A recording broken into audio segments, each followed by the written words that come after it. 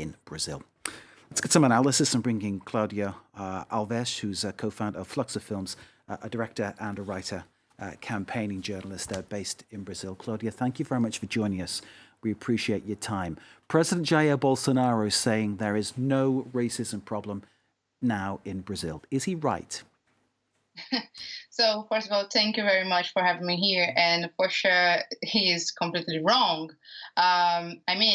We are the majority in Brazil. We are 54% in the society. And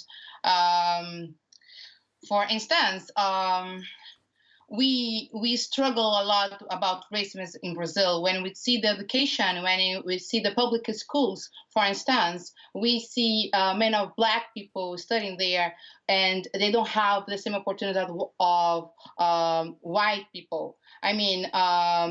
According to the IBGE, it's a research, the employees in Brazil, Black people are around 17%. And white people are 10%, which means Black people don't have the same opportunity of white people. And just because the racism is still there, and when the vice president and even the president says something like the racism doesn't exist in Brazil and how they truly believe in the racial democracy, this is completely something is not real. This is something we need to struggle a lot. We are facing in so many situations the racism, like happened with João, with Agatha. So many Black people are dying every single day because the racism is still there, exists. So Black Lives Matter clearly is a very important issue to people in Brazil right now. Yeah, for sure. And because we don't have the public policy for Black people, for instance. So my community, we need to stand for our rights. When we see organizations and movements like Black Women Decide or even the Marielle Franco Institute, they are trying to provide more opportunity for Black people. So when we see a movement like Black Lives Matter, which happens in states, and we can try to take from them more experience and use for us as a tool to change the society, this is really good. So we are doing the change for ourselves. You know what I mean?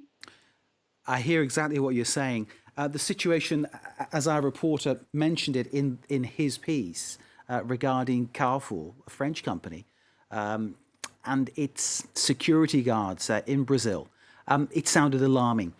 Is this a very common occurrence, security guards overreaching, shall we say, what their duty is? Clearly in this case, if the facts are correct, they completely overreached and they've killed somebody. But is this a common problem across Brazil, do you think? I can say it is not an isolated case. And when I give you one more data, when we discuss about the police in Brazil, every 23 minutes, a Black boy is killed by a police in Brazil. And just one more thing, the police has always been violence with poor people. And when we see a poor day, they are Black people. So they still make this type of situations for those who will have the same opportunity. And when we see who are they are Black. As you pointed out, Claudia, the Black population in Brazil is far outnumbers the white population. Why has this kind of monopoly of opportunity and wealth been allowed to continue to think? Why hasn't this been broken down over generations? Yeah, because first of all, we have the racism we need to face on it, and also we came from the slavery history, which when the slavery over, the Black community were living in favelas, in slums, and don't have the opportunities for education and also for health, public health. So, for instance, when you see what happens nowadays with COVID-19, the Ministry of Health released a data about Black people get COVID 40% more than white people. And you know why? Because Black people need to work outside. They don't have the privilege to work in their homes. They work as a drivers. They work as a cleaning later. So that situation, it's really it's awful for us because we're still struggling. When you see also the Black people in universities, they're still the minority. Just because the racism happened is still there, and also we came from the slavery history, which have a huge lack of the opportunity.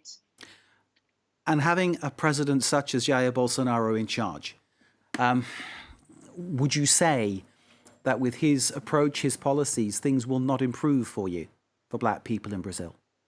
For sure. And also because when you say something not so good for Black people or so for LGBTQ plus or for women, he endorsed those who support him and also believe don't exist this type of issues. And just one more thing, we are not the minority as he truly believes. We are the majority. We are the 54%. When I say this, the number is Black people and also brown skin and black skin. So unfortunately, we are facing on this situation with Bolsonaro, and I guess I now have a hope, as I told you before, with those organizations who support the Black community, we will make a change for our public policy. How important is it to you, Claudia, that high-profile Black Brazilians speak out on this issue? I'm thinking of certain footballers who play, for instance, in the English League, and they make a great living. And some of them have been speaking out regarding COVID-19, urging people to use masks, to do what they can to stop the infection being spread. How important is it for you that prominent Black Brazilians, it could be sport, could be any other domain, speak out and stand up and sort of express what they think? This is really important to me because it's a way we can amplify our voices and we can so try to build a bridge between those people who are the same situation and a social vulnerability and have to struggle and stand for their rights. So we are doing, and me specifically, and my community, my friends who are so Black, we are trying to do something better for the other generations who are they come after me. Otherwise, we're still struggling. I mean, in 2040, maybe. You know what I mean? Does it make sense for you? Claudia, it does make sense. Thank you very much indeed for bringing us that enlightened view of the situation in Brazil. It's a horrible story, but you've given us some real pointers as to why it's happening and what needs to happen next. Claudia Alves of Fluxa Filmes from Brazil, thank you very much indeed for joining us.